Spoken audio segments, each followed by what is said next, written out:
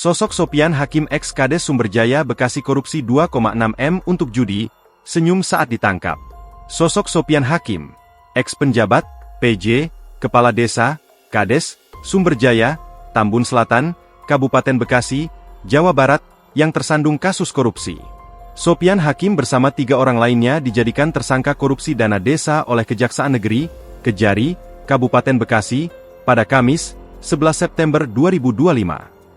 Tak tanggung-tanggung dana desa yang dikorupsi mencapai 2,6 miliar rupiah.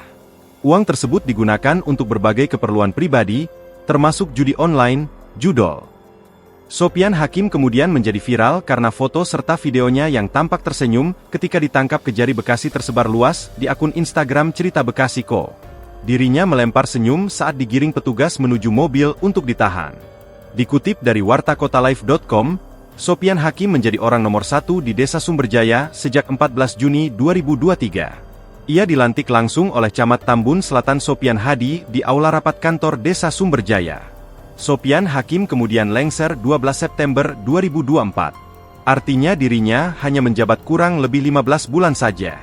Berdasarkan penelusuran tribunnews.com, Sopyan Hakim memiliki 2 gelar akademis, yakni Sarjana Ilmu Politik, SIP, dan Magister Sains, MC. Sopyan Hakim kini telah ditetapkan sebagai tersangka dan ditahan. Sopyan Hakim dan kawan-kawan menilap dana desa dengan membuat proyek fiktif. Jadi konstruksinya itu ada beberapa pekerjaan-pekerjaan. Pekerjaan ada yang fiktif, ada yang tidak dilakukan dan ada yang dilakukan tapi sudah dipotong.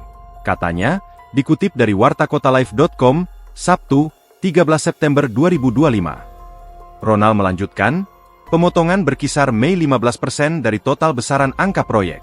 Ada juga proyek yang dikerjakan asal-asalan yang tidak sesuai dengan rencana anggaran biaya, RAB, awal. Dana-dana kemudian dikumpulkan ke rekening milik CV Sinar Alam Inti Jaya. Uang haram yang mencapai total 2,6 miliar rupiah itu dibagi ke 4 tersangka dengan besaran berbeda-beda. Selama perjalanan kasusnya, para tersangka sempat mengembalikan hasil korupsi sebesar 256 juta rupiah, yang kini dijadikan sebagai barang bukti. Kepala Kejaksaan Negeri Kabupaten Bekasi, Edi Sumarman menambahkan, para tersangka menikmati uang haram untuk keperluan pribadinya. Dari hasil penyidikan menunjukkan adanya aliran dana berupa menerima imbalan dari APBDes tersebut untuk kepentingan pribadi sehingga mengakibatkan kerugian keuangan negara kurang lebih 2,6 miliar rupiah, katanya, dikutip dari wartakotalive.com. Download Tribun X sekarang. Menghadirkan lokal menjadi Indonesia.